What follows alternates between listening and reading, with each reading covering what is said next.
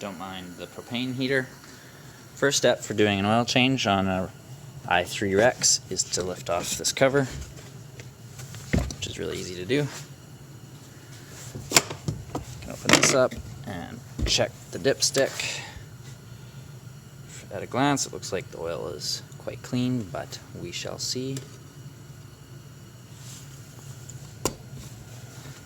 The next step is to take off all of these screws. I believe there's 8 all the way around. That's easy, and that takes a number 25 torque bit. I will do that off screen. With those bolts off, I'm guessing it's easy to lift this off. I've never done it before.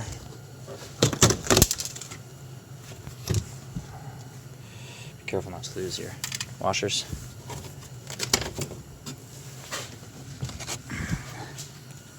Easy as that. This is the first time I've looked under here.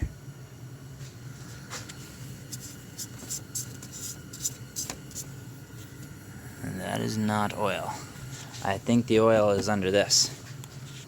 Stay tuned. The oil is clearly simply under this flap. And we have this here. We can open that after we drain or start draining the oil. I'm going to need a tool anyways. I don't think there is a reason to take this off, but we shall discover that if that is the case. Once you have this open and accessible, the next step is to raise the vehicle. What I like to use is these inexpensive ramps that you can get from Walmart. I don't remember what I paid, it was a long time ago. I like to just eyeball it, see that the tire is in the center and that it looks about straight. And then how I figure out that it's for sure straight is I measure across the back. I get 50.5 inches, and then measure it also from the front between the two, and then if that's about the same, then you know that it's straight. I do not have a cameraman, so we will see how this goes.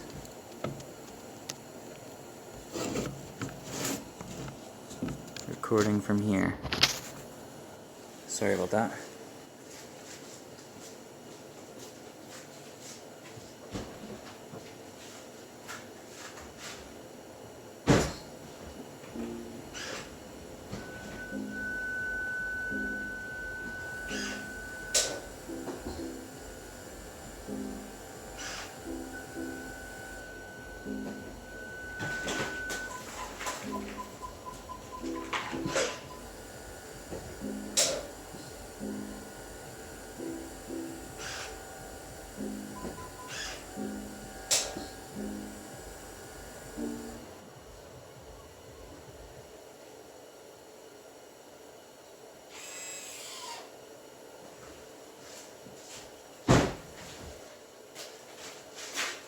I'm pretty sure it didn't like me backing up with the hatch open. Also, you should use wheel chucks. I have the parking brake on as well.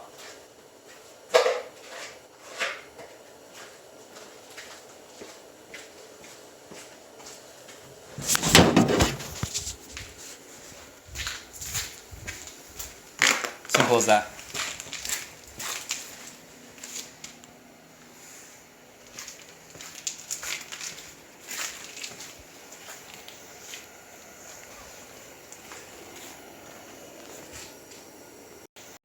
Once you've got your creeper and your 5/16 or 8mm hex socket and a headlamp, you're ready to go on to start draining the oil. Between the two wheels, basically right under the axle, you're going to find the drain plug right in there. So the oil filter is the easiest thing to find. Drain plug's right behind it.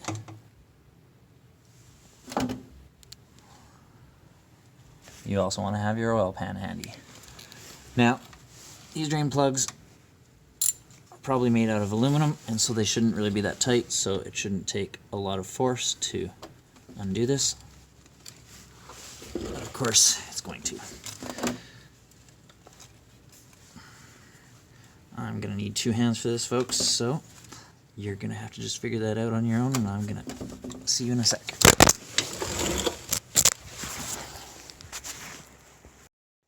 Don't forget your cardboard to be environmentally friendly so that you can clean up your oil spills easily. Now I had to crank pretty hard to crack this open. Remember, this is only supposed to be tightened to 18 foot-pounds, so I don't know. Maybe it's just because of weather and whatever that makes it stick, but it should not be over-tightened. Alright, first time I've done this before, so I haven't done it before. I have the drain, or not the drain, the plug up top still in so that this shouldn't come gushing out, I guess. I don't know, we'll see. Can you see what I'm doing? No, sorry, I wasn't angling it right. I'm just using my fingers to undo it. As with other cars, typically it's only at the very end that the oil starts coming out, and usually you can just pull on it and it comes out. Now right after you do that, you wanna open up.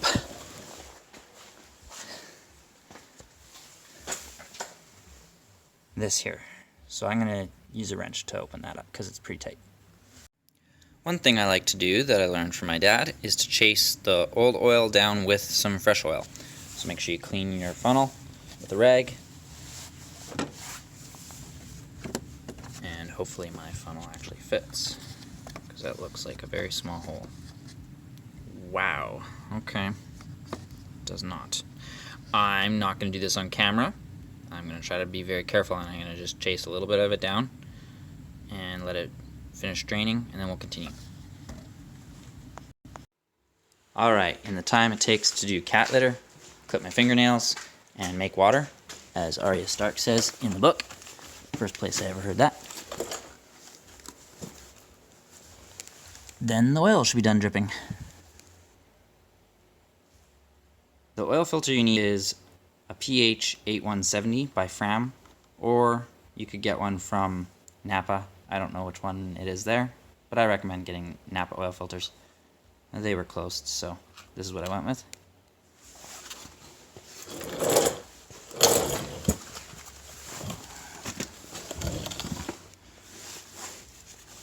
I want to take a rag and just wipe away the excess oil around where the oil filter goes. Just wipe away the excess goes and where the drain plug goes.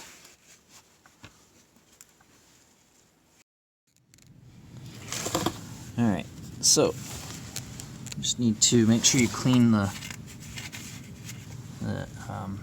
drip bolt and drain plug. I already did that. You can just thread it on. Sorry. With your fingers initially. You're going to tighten it after. But you got to make sure that you don't over tighten this bolt, because it's probably aluminum or whatever, and it would get destroyed if it was too tight. So the spec is 18 foot-pounds. I only have a big one that goes down to 20 foot-pounds, and it's just too big and clunky, so I'm just gonna feel it and go snug.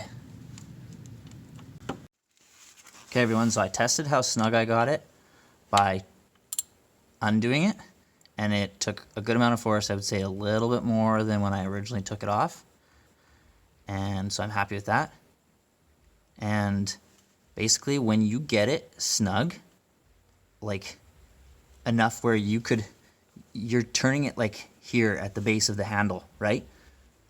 You can't get it any tighter. Then you go to the end and you still won't turn it much. You will turn it like, I don't know, maybe 5 degrees, tiny, almost imperceptible.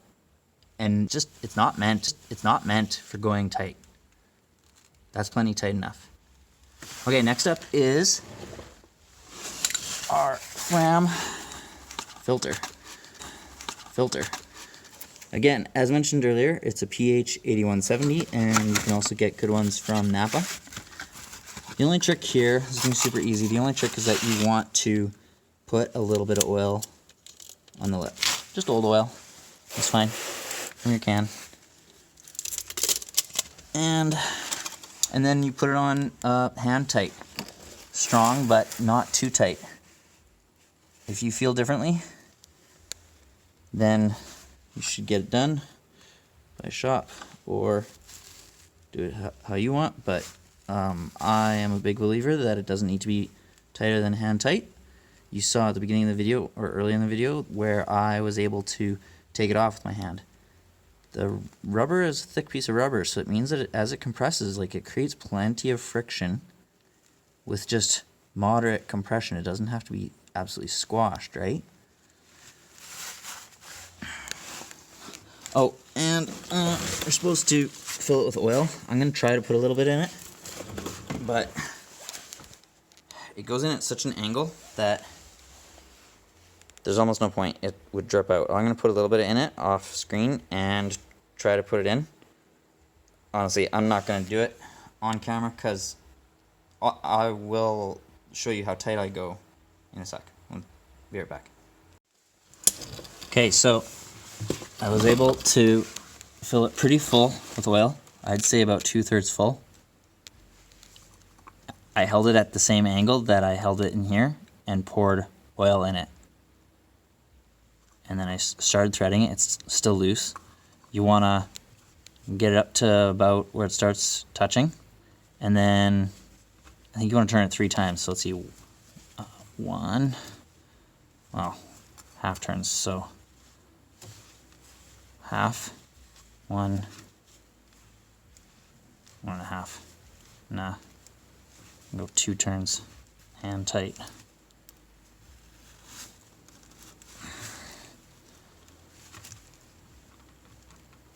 So, I mean, that's pretty tight.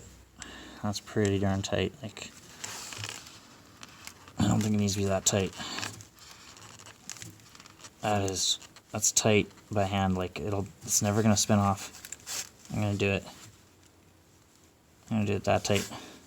I can go a tiny bit tighter by really cranking on it with my wrist, but that's pretty darn tight. That's not coming off. I'm sure of it.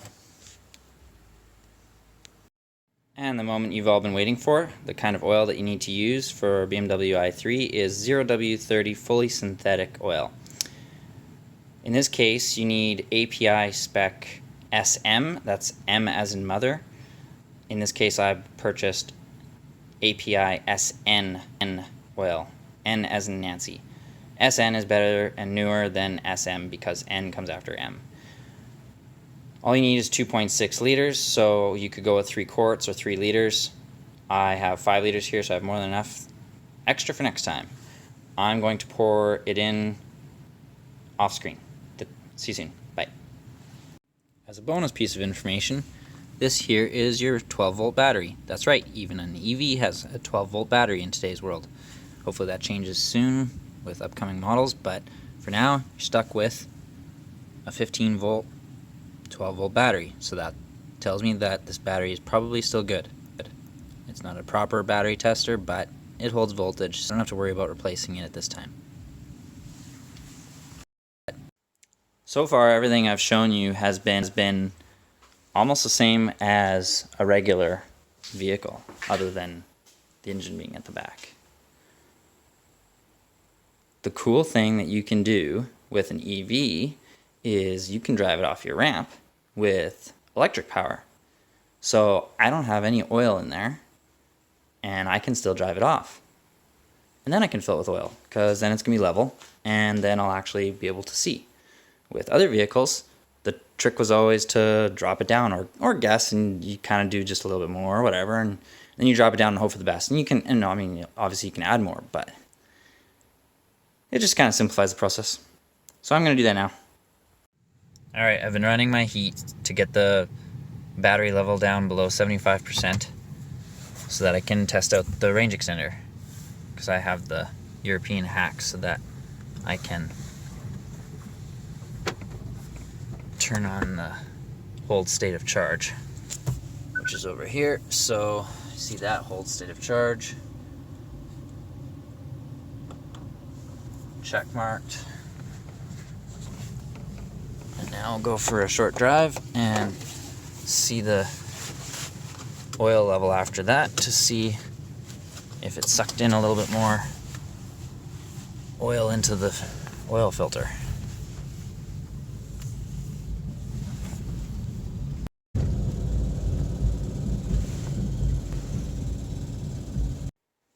Alright, so I had about halfway up the dipstick before I drove around the block, and when I came back it was down to the bottom of the dipstick, so I added some more, and I left it around maybe a little bit over half because I don't like to overfill. And this guy you can keep tightening, like it feels like it's tight, but then it just keeps going, and that's about as tight as it goes now. Okay, so I just wanted to leave you with one more piece of advice. Please make sure that you dispose of your old oil appropriately. You can use old oil jugs that no longer have anything in it and pour your old oil into that and take it to Canadian Tire or other places that will dispose of oil. You can just drop it off. There's always a spot, and you can drop it off outside normal business hours and be responsible for your oil. Presumably they are responsible with what is dropped off. That is all that I can think to leave with you. I mean, you know how to put this back together. You took it apart. It's super easy. Anything that I missed in this video, hopefully you'll find out from other sources, and otherwise, just be responsible, and it's really the kind of job that I think anybody can do. You just need a few things. Have fun driving your EV. Bye for now.